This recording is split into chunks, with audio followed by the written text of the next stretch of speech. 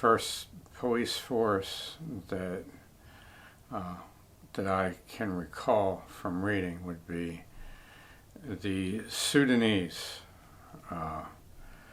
who worked for the Caucasian Egyptian pharaohs. There were two Sudanese pharaohs who were not Caucasian, and they grew possibly out of the same kingdom that provided the police for the pharaohs. And they weren't called police, I don't know what their word was for them. They were in charge of collecting taxes, and this is a common function of police in earlier civilizations, is collecting taxes, and they're in charge for enforcing the ruler's will, usually in the form of dishing out punishments. But the Sudanese had, they usually served as archers. The indigenous Egyptian soldiers would usually be spearmen, or they would fight with these swords that looked like little sickles, and they had shields. So they're specialist troops, and archers make really good cops in the ancient world. And, you know, we'll find more of them as we go along. They would impale people, you know, set them on stakes until they die. They would beat them. Beating the feet was one form of this. The policeman, as we know it, you could call the Sudanese policemen, okay, or you could call the Scythians that served as the police in Athens policemen. But nothing really fits the bill of a modern police department until you get into post-Civil War United States. Okay, that's about when you get it. The modern police department is designed for an industrial society. Okay, but it has ancestors in the forms of these earlier police forces, and the first thing that you will see that will follow through is the police will be either mercenaries from overseas or from outside of the country, or they will be people of a different race than the people that they're typically charged with policing. This is just normal. You want minimal empathy on the part of the police. The idea that police protect and serve the people that they look over is a purely modern concoction that's just propaganda, and it's related to advertising. Police are legally not police. They are law enforcement officers. They enforce laws. Rich people make all of the laws. And when poor people even are allowed referendums and overturn them, rich people will find a way to overturn those laws. Okay. So if we go back to ancient pharaonic Egypt, you have sub-Saharan African people being used to keep lower class Caucasian people in line. These would have been either the ancient Egyptians were mostly descendants of what we would call Berbers now, which is they're not Semites, they're not Semitic like Arabs and Hebrews, okay, but they're an ancient Caucasian people that lived in North Africa, you know, for at least 5,000 years, okay.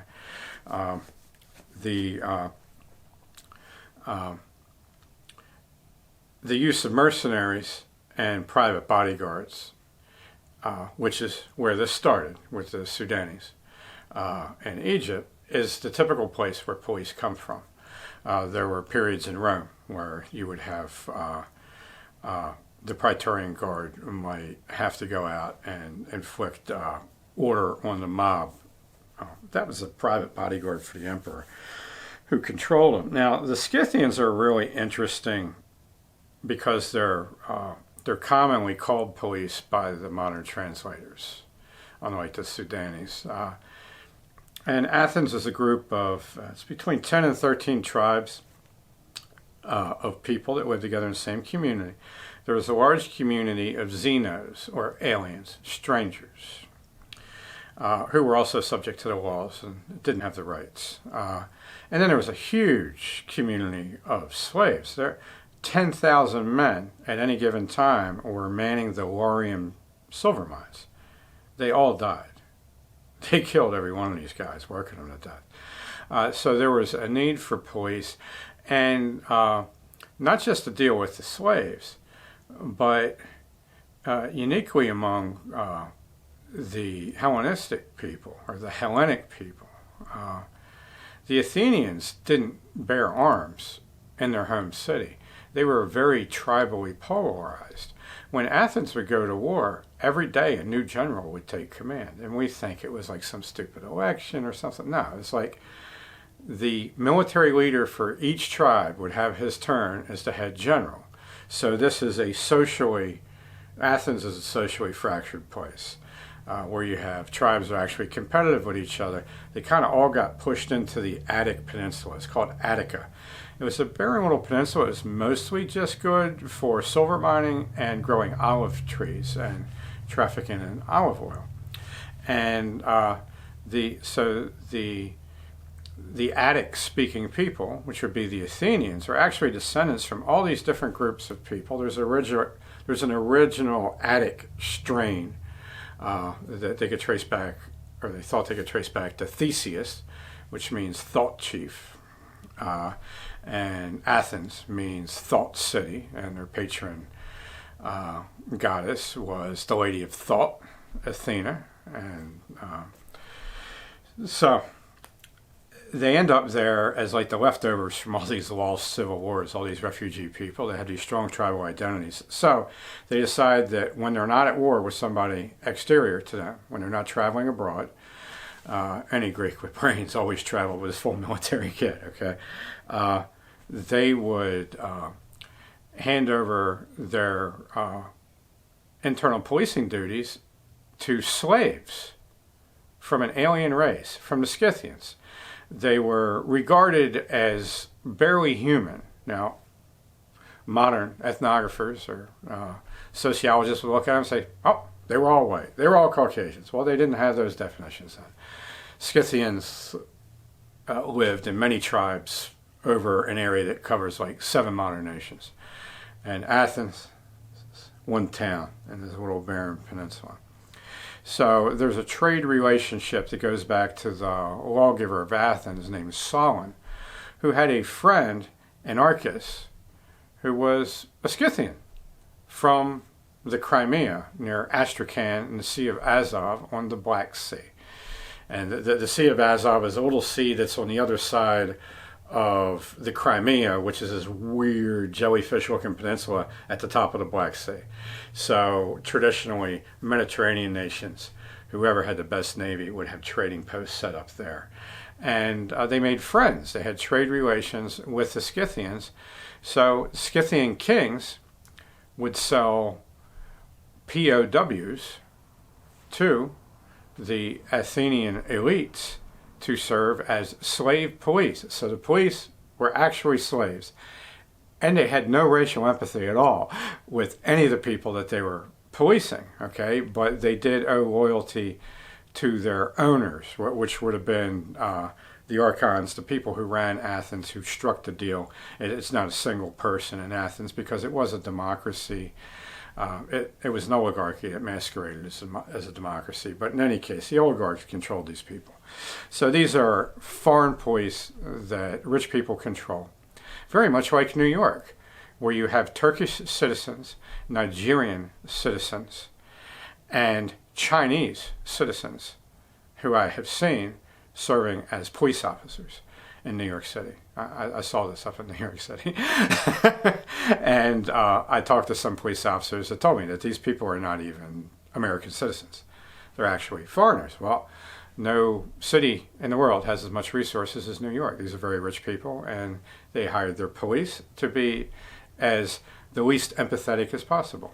And we'll get into other modern examples later, but this fits with the Scythian example because they were intentionally sought after to be as alien as possible from the people they policed. They also served as a military auxiliary. If you play a war game about the Battle of Marathon, you'll notice that there's a couple hundred Scythian archers that help out in the battle. Okay, and they have a weapon that kills from a distance, which is important because they're on the walls, which keep people in and keep people out. And they'd be on the walls with Athenian Hapoites, which would be loyal soldiers. And they're in charge of looking outward, where the Scythians, the people who aren't even Athenians, are in charge of keeping track of the Athenians. So the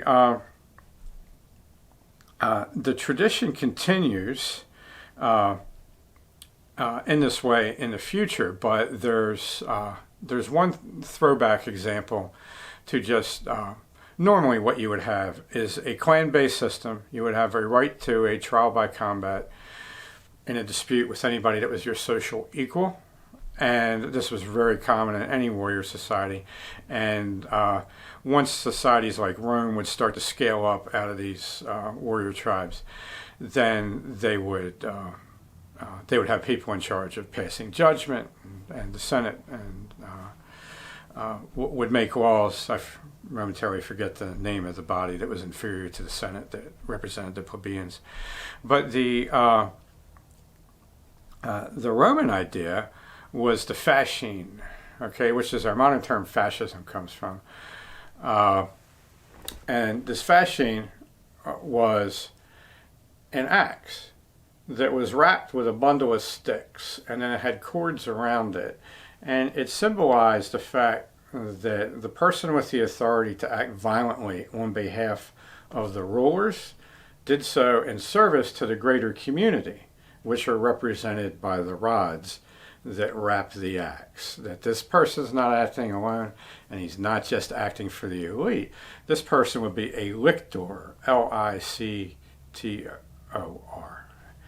And he would be in charge of executing the laws after they had been adjudicated by whoever was in charge of that. They had different offices. And a lot of these things would rotate. It was a republic. It was not a democracy. But it was fascist. And fascism in the early 20th century actually started as a way to try to reboot that, to try to come up with laws that were going to be about the people in a country for their own good and enforced by them, not by outside mercenaries, and not respecting international laws, but unique laws for a people. The idea ends up being co-opted in some ways, misinterpreted in other ways, and almost nobody alive today understands what fascism was, so there's no sense in me getting into that. But it was actually a form of ancient policing that was different than, that was more tribally based, that was based on the fact that the Romans considered themselves a race. And they would let you in, and they didn't care what color you were. They would let you into their race. They had a race that was like an idea, okay? And then you could, if they let you in, then you can marry in the group and everything, and your kids will be their kids, all right? And very similar to what a lot of American Indians would do. But the Athenians, the democracy, they didn't, their tribal affiliation encouraged them to develop the elite solution, which is basically to hire law enforcement mercenaries from outside. In feudal times, you have a two-track law system. Under Christianity, you will have two authorities, and they would have their own enforcers, and you would have the church, and then you would have the Lord, and that scales up all the way to the king. And at some point, they're supposed to keep each other in check. Both the Pope and the kings were supposed to be equal under God. And they had their own retainers that were loyal, sworn people that were sworn to uphold their judgments, and they were sworn to uphold certain laws. So the feudal knight, bully, thug, killer, whatever he was, and he was many different things that kept order. He wasn't upholding laws. He was upholding the will of his Lord, and the Lord had to uphold God's law and had to also respect the ethnic traditions of the country, and which would be very important in places like Italy, Ireland, and Scotland, where you had clan systems that survived. When tribes scale up into a nation, then kind of the tribalism starts to go away, and it starts to get reassigned according to class, class is it originates in tribalism. You know, this tribe conquers this tribe, which conquered this tribe, which conquered this tribe, and then you have classes. That's how it goes. But in a society that never scales up to a nation, really, on the Roman model, and has a centralized nation, but goes right to feudalism, right out of tribalism, like Scotland, Ireland, and Italy, then you have a bunch of feuding lords or chiefs. You'd have clan chiefs that would all have their own men to essentially go to the war with the other clan if there was any breach of laws or customs between clans. But within clans, then the armed men, as a body, would enforce whatever their custom was, and it was usually ostracism. You got to go. You broke our rules. You know, you had sex with your best friend's wife, or you did something like this. You have to go. They didn't typically kill people. That's something that usually nations do. Tribal societies don't kill their own people. They say, "You're gone. That's a death sentence. You're dead to us. You're out there, and good luck, because now you don't have a tribe." Okay, so that was their way of doing like a passive death sentence. The nation denies the tribal structure, so they have to pass a death sentence on you, and they have to kill you when you break the rules. And there's pretty much the 3 penalties for breaking rules under national structures. One is being sold as a slave. One is being beaten, and the other one is being killed, which is more or less merciful. Who knows? There are essentially no other penalties in most nations, up and including into the modern era. In England, 1700, about 1700, there were about 200 capital offenses. There were about 200 different things you could do that would cause you to be hanged. Including stealing an apple. Okay, if you were a guy and you stole a chicken, they would kill you. If you're a woman and you did it, they would beat you, and then they would sell you. Okay, if you were a preacher's son and you were out there with some guys that were stealing, they'd hang their asses and they'd sell you. Okay, so they had their different schemes for what was what was appropriate and who would conduct this. The person that would oversee it would, and now remember, we're talking about types of people that are not police, because police did not exist. In the early modern period, you do get something that's translated as a police force in Paris that are basically there to round up homeless people and sell them. And I don't know French, so I don't know what they were really called, but it's been translated for me as a police force. And they work very specifically for the king to keep order. Now, in England, the duty would often fall upon the church warden, who was, the Anglican Church was a state church, just like you have a state church in Iran today, and just like during World War II, Shintoism was a state church and the emperor was the god. You had a state church under the king, who was essentially regarded as their pope, in England, and the church warden was in charge of administering penalties, not necessarily making judgments, but administering penalties. So the penalties were selling you, okay, beating you, or killing you. You would usually be beaten by an out-of-work soldier or sailor, okay, who somebody was feeding between his stints of service, or you would be beaten by a slave. If you were to be executed, you would be executed by a condemned criminal. somebody who had been sentenced to death, they are unclean, and this is the person that is charged with administering your death. Killing people, there's still a tribal residue, and it's not cool for us to kill our own people anymore. So they still had that. So your executioner in the 1600s, 1700s in England would just be a condemned killer, and in Maryland too. Now, I got the names of some of these guys that did this in Maryland.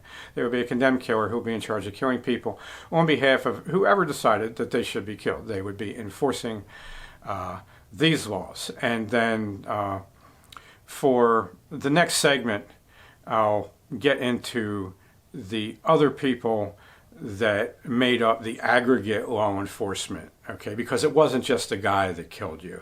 And it wasn't highly formalized with police officers and corrections officers as we have today. It was very different, so we'll have to get into that.